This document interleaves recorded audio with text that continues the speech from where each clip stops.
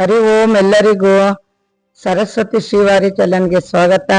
ಸ್ನೇಹಿತರೆ, ಜನವರಿ 28ರಿಂದ 30ನೇ ತಾರೀಕುವರೆಗೂ ಬುಧವಾರ, ಗುರುವಾರ, ಶುಕ್ರವಾರ 3 ದಿವಸ ಮಾಗಡಿ ಟೌನ್ ಪಟ್ಟಣಗೆರೆ ರೋಡಿನಲ್ಲಿ ಇದ್ದಂತಹ ಗ್ರಾಮ ದೇವತೆ ಗುಡಿಯನ್ನು ಹೊಸದಾಗಿ ಜೀರ್ಣೋದ್ಧಾರ ಮಾಡಿದ್ದಾರೆ. ಈ ಕಾರ್ಯಕ್ರಮನ ಬಂದಂತಹ ತುಂಬಾ ಜನ ಗಣ್ಯ ವ್ಯಕ್ತಿಗಳು ಮತ್ತೆ ಒಂದು ಸ್ವಾಮೀಜಿಗಳು, ಅಕ್ಕಪಕ್ಕ ಗ್ರಾಮದವರು, ಟೌನ್ನವರು, ಮಾಗಡಿ ತಾಲೂಕ್ನವರು ತುಂಬಾ ಚೆನ್ನಾಗಿ ಈ 3 ದಿವಸದ ಒಂದು ಕಾರ್ಯಕ್ರಮನ ತುಂಬಾ ಚೆನ್ನಾಗಿ ನಡೆಸ್ಕೊಟ್ರು. ಮುಖ್ಯವಾಗಿ ಶ್ರೀ ಗ್ರಾಮ ದೇವತೆ ಸೇವಾ ಟ್ರಸ್ಟ್ ಸಮಿತಿಯ ಪದಾಧಿಕಾರಿಗಳು, ಧರ್ಮದರ್ಶಿಗಳು ಎಲ್ಲರೂ ಕೈ ಜೋಡಿಸಿ ಈ ಒಂದು ಕಾರ್ಯಕ್ರಮನ ವಿಜೃಂಭಣೆಯಿಂದ ಮಾಗಡಿ ಟೌನ್ ಅಲ್ಲಿ ಮಾಡಿಕೊಟ್ಟಿದ್ದಾರೆ.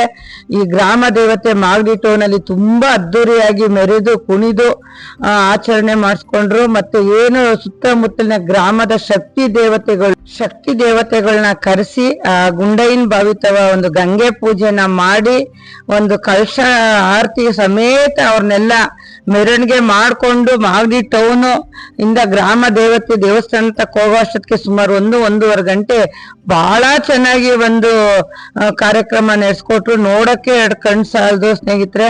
ಗ್ರಾಮದ ಹೆಣ್ಣು ಮಕ್ಕಳೆಲ್ಲ ಸೇರಿ ಆ ತಾಯಿನ ಎಲ್ಲಾರು ಒಂದು ಸಂತೋಷ ಕರ್ಕೊಂಡು ಹೋದ್ರು.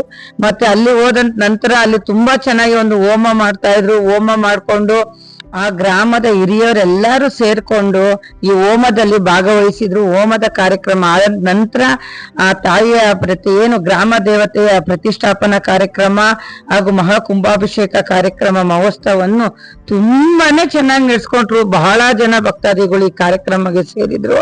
ಮತ್ತೆ ಹೋದಂತ ಭಕ್ತಾದಿಗಳಿಗೆಲ್ಲವನ್ನು ಊಟ ಹಾಕುವಂತ ಒಂದು ವ್ಯವಸ್ಥೆ, ಪ್ರಸಾದದ ವ್ಯವಸ್ಥೆಯನ್ನು ಏರ್ಪಡಿಸ್ಕೊಂಡಿದ್ರು.